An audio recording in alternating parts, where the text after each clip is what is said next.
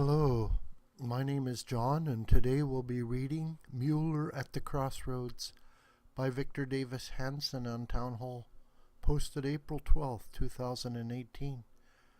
Victor Davis Hanson is a noted historian and social critic whose philosophies are rooted in classicism.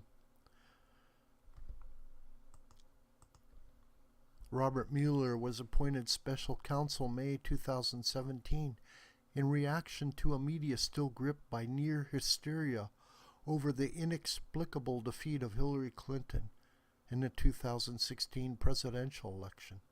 For nearly a year before Mueller's appointment, leaks had spread about the collusion between Russia and Donald Trump's campaign that supposedly cost Clinton a sure victory. Most of these collusion stories, as we now know, originated with the Christopher Steele and now discredited anti-Trump opposition file. After almost a year, Mueller has offered no evidence that Trump colluded with the Russians. Aside from former Trump campaign chairman Paul Manafort, a few minor and transitory campaign officials have been indicted or have pleaded guilty to a variety of transgressions other than collusion. Ironically, the United States has often interfered in foreign elections to massage the result. Recently, Bill Clinton joked about his own efforts as president to collude in the 1996 Israeli election to ensure the defeat of Benjamin Netanyahu. "I tried to do it in a way that didn't overtly involve me," Clinton said. The Obama administration did the same in 2015 when it used State Department funds to support an anti-Netanyahu political action group. Since Mueller's investigation began, a number of top FBI and Department of Justice officials have either retired or were reassigned or fired. With the exception of former FBI Director James Comey, all left their jobs due to investigations of improper conduct that took place during the 2016 election cycle. Most were under a cloud of suspicion for lying, having conflicts of interest, or misleading investigators. Mueller is reaching the crossroads of his investigation and faces at least 4 critical decisions. 1. Mueller can wind up his investigations now.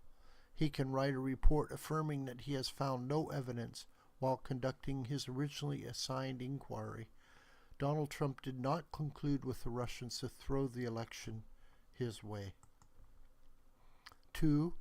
Mueller might pause and await Inspector General Michael Horowitz's report concerning possible Department of Justice and FBI abuses pertaining to the Foreign Intelligence Surveillance Act, FISA court. If Horowitz finds credible evidence of lawbreaking, then Mueller might seek indictments based on the Inspector General's likely actionable evidence. 3. Mueller could continue to investigate anyone close to the Trump campaign for another year.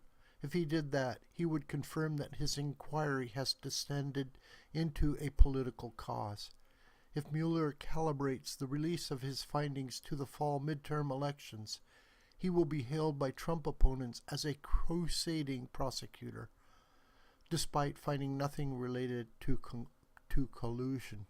A Democratic takeover of Congress would shut down congressional investigations of the FBI and the DOJ wrongdoing and further empower Mueller. 4. Mueller could more evenly apply his investigations of lying, obstruction of justice, and collusion during the 2016 campaign. That way he would reassure the country of equal treatment of all under the law. For example, in his search for instances of lying, Mueller might also re-examine the false testimonies given to investigators by McCabe and Clinton allies aides Cheryl Mills and Huma Abedin.